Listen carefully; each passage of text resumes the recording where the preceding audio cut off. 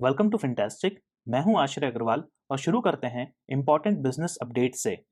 पहली न्यूज़ निकल के आ रही है जेके टायर से, जिन्होंने अनाउंस किया है 1100 करोड़ रुपए का कैपेक्स नेक्स्ट 2 ईयर्स के लिए अपनी कैपेसिटी को एक्सपैंड करने के लिए। 1100 करोड़ में से 300 करोड़ रेगुलर मेंटेनेंस पे खर्च किए जाएंगे और 530 crore rupees passenger car radial जो पीसीआर होता है उसकी कैपेसिटी एक्सपेंशन पे खर्च होंगे। वहीं 236 crore rupees truck bus radial business पे खर्च होंगे।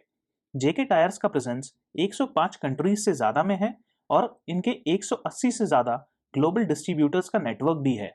चलिए बढ़ते हैं दूसरी खबर की तरफ, जो आ रही है ओएनजीसी से, जहां कंपनी ने टाटा स्टील से सेकंड मोस्ट प्रॉफिटेबल कंपनी होने की पोजीशन छीन ली है और अब ओएनजीसी का प्रॉफिट 40,305 करोड़ पे स्टैंड करता है। ये 258% से इंक्रीज हुआ है FY21 से अगर कंपेयर करें तो। वहीं टाटा स्टील का स्टैंड अलोन बेसिस पे नेट प्रॉफिट 33,011 करोड़ रुपीस है।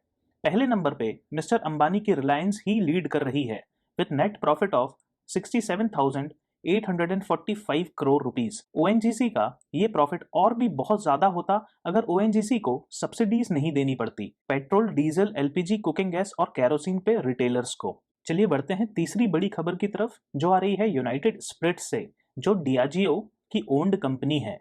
यूनाइटेड स्पिरिट्स ने अनाउंस किया है 32 पॉपुलर एंट्री लेवल ब्रांड्स, जिसकी पूरी लिस्ट आप स्क्रीन पे देख सकते हैं, उनको सेल करने का एक Singapore based Inbrew Beverages को 820 करोड़ रुपीस में। इसके अलावा 11 ब्रांड्स की फ्रेंचाइजी भी दी गई है इन ब्रू को फॉर 5 ईयर्स। इस ट्रांजैक्शन में मैकडॉवेल्स या डायरेक्टर्स स्पेशल इंक्लूड नहीं किए गए हैं और यूनाइटेड स्पिरिट्स के पास ही इसके राइट्स रहेंगे। FY22 में प्रेस्टीज एंड अबव सेगमेंट की नेट सेल्स 23.6% से इंक्रीज हुई है और इसीलिए यूनाइटेड स्पिरिट्स का मानना है ये डिसीजन इनेबल करेगा कंपनी को प्रेस्टीज एंड अबव कैटेगरी पे और फोकस करने के लिए। आपका क्या कहना है इस बारे में, कमेंट में जरूर बताएं। चलिए बढ़ते हैं चौथी बड़ी खबर की तरफ, जो आ रही है JSW स्टील से। कंपनी ने बहुत शानदार रिजल्ट्स दिए हैं एनुअल लेवल पे, लेकिन Q4 थोड़ा सा ठंडा पड़ गया रशिया यूक्रेन वॉर की वजह से और सप्लाई चेन में डिसरप्शन होने की वजह से। Q4 में JSW स्टील का net profit year on year basis पे 23% से कम हुआ है, लेकिन प्रोडक्शन रिकॉर्ड लेवल पे है। एनुअल बेसिस पे अगर देखें तो बहुत ही शानदार रिजल्ट्स हैं, जहां क्रूड स्टील का production 17% year on year basis से इंक्रीज हुआ है। वहीं सेलेबल स्टील भी 11% ईयर ऑन ईयर पे इंक्रीज हुआ है। टोटल रेवेन्यूज की अगर बात करें तो वो भी 68% से इंक्रीज हुए हैं और नेट प्रॉफिट तो ऑलमोस्ट डबल हो गया है। कोविड के बाद एकदम से इंफ्रास्ट्रक्चर प्रोजेक्ट्स में जंप आया था और स्टील प्राइसेस बहुत तेजी से बढ़े थे, जिसकी वजह से सभी स्टील कंपनीज ने बहुत ही शानदार रिजल्ट्स अनाउंस किए हैं। कंपनी ने 17.35 रुपीस का डिविडेंड प्रपोज किया है, जो ऑलमोस्ट 3% है शेयर प्राइस का। FY22 में कंपनी का कैपेक्स 14,198 करोड़ पे था, जो प्लान्ड कैपेक्स जो 18,240 करोड़ था उससे कम है। कुछ दिन पहले गवर्नमेंट ने स्टील एक्सपोर्ट पे 15% का टैक्स और बढ़ा दिया है और उससे सभी स्टील कंपनीज के बॉटम लाइन और एक्सपेंशन प्लान्स पे काफी इम्पैक्ट देखने को मिल सकता है FY23 में। चलिए बढ़ते हैं फिफ्थ बड़ी खबर की तरफ, जो आ रही है महिंद्रा एंड महिंद्रा से। FY22 के Q4 में कंपनी का मैमथ 5 फोल्ड जंप हुआ है नेट प्रॉफिट में और अब ये 1192 करोड़ पे स्टैंड करता है। रेवेन्यूज भी Q4 में 23% से इंक्रीज होके 17,124 करोड़ को टच किए हैं। टोटल FY22 में कंपनी का नेट प्रॉफिट 5 टाइम्स से बढ़ के लगभग 5,000 करोड़ पे पहुंच गया है, जो FY21 में सिर्फ 984 करोड़ पे था। कंपनी का auto export 77% year on year basis से ग्रो हुआ है, जिसमें सबसे बड़ा कंट्रीब्यूशन फार्म ट्रैक्टर्स से आता है, जो 66% ग्रो हुआ है। कंपनी के पास ऑटो सेक्टर में FY22 में 1.7 लाख बुकिंग आई थी और अब इतनी शानदार एसयूवीज अगर बनाओगे तो यही होगा ना।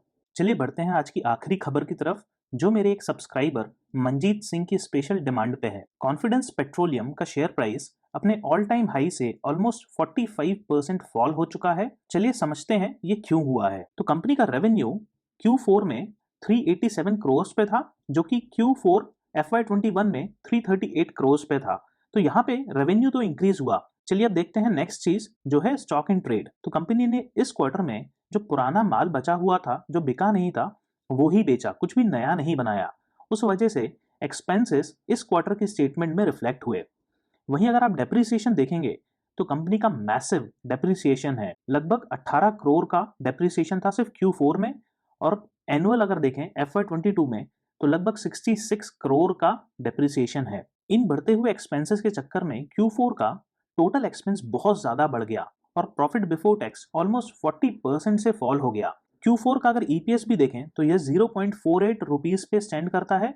वहीं अगर एनुअल देखें तो बाकी के क्वार्टर्स में कंपनी ने अच्छा परफॉर्म किया था, इसलिए बहुत अच्छा EPS यहाँ पे देखने को मिल रहा है। चलिए अब देखते हैं आगे फ्यूचर में क्या हो सकता है कॉन्फिडेंस पेट्रोलियम के साथ। तो कंपनी की कैश फ्लो स्टेटमेंट पे एक नजर डालते हैं। FY22 में प्रॉफिट बिफोर टैक्स 107 करोड़ पे स्टैंड करता था, वहीं FY21 में ये 61 करोड़ पे था। तो यहाँ पे तो काफी अच्छी जंप देखने को मिल रही है।